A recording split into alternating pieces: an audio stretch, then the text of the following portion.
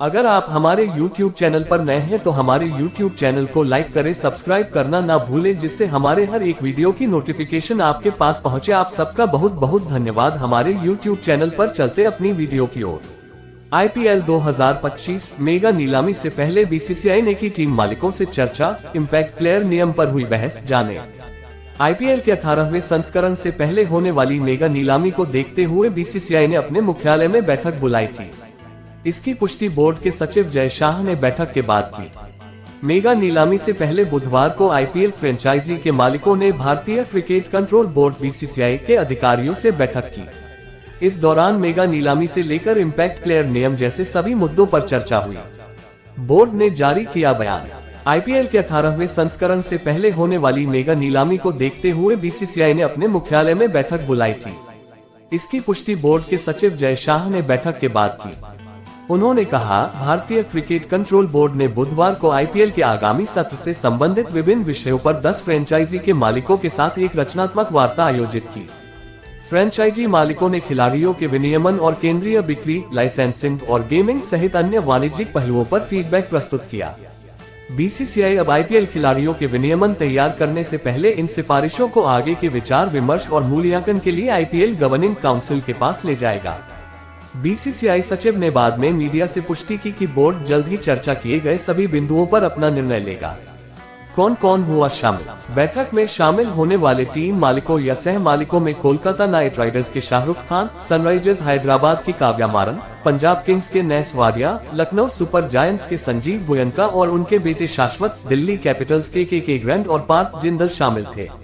Rajasthan Royals के मनोज बडाले और Ranjit Barthakur, royal Challengers Bengaluru के प्रथमेश मिश्रा, चेन्नई सुपर किंग्स के कारी विश्वनाथन और रूपा गुरुनाथ, गुजरात टाइटंस के अमित सोनी, जबकि मुंबई इंडियंस के मालिक ऑनलाइन शामिल हुए।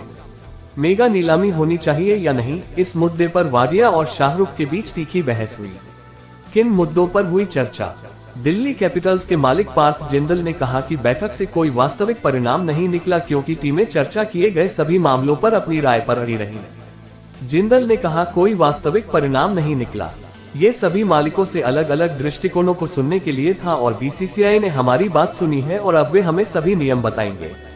उम्मीद है कि अगस्त के अंत तक हमें अगले चक्र के नियम पता चल जाएंगे। जिंदल ने पुष्टि की कि मेगा नीलामी से पहले कितने खिलाड़ियों को बनाए रखना है। इस संदर्भ में टीमों के बीच कोई आम सहमति नहीं थी। उन्होंने जवाब दिया, आम सहमति पर कुछ नहीं। कुछ लोग 8 से 10 चाहते हैं, कुछ लोग 4 चाहते हैं, कुछ लोग 6 चाहते हैं। ये सब हवा में है।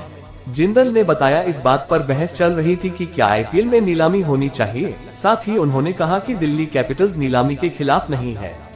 जिंदल ने कहा, हाँ, मैं हैरान था। इस पर बहस चल रही थी। कुछ लोगों ने कहा कि मेगा नीलामी बिल्कुल नहीं होनी चाहिए, केवल छोटी नीलामी होनी चाहिए। मैं उस समूह में नहीं हूँ। मुझे लगता है कि यह नीलामी खेल के मैदान को समान बनाता है और यह सभी के लिए बहुत अच्छा है। यह IPL को वह बनाता है जो वह है। यह इसे प्रतिस्पर्धी बनाता है। यह इसे एक समान खेल का मैदान बनाता है।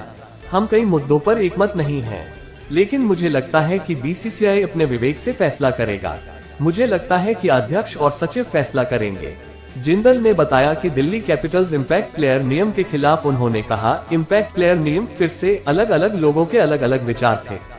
कुछ लोग इसे चाहते हैं क्योंकि यह युवा खिलाड़ियों को IPL में खेलने का मौका देता है। कुछ लोग इसे नहीं चाहते क्योंकि यह ऑलराउंडरों के विकास के मामले में भारतीय क्रिकेट के लिए हानिकारक है। इसलिए यह एक मिश्रित बैग है।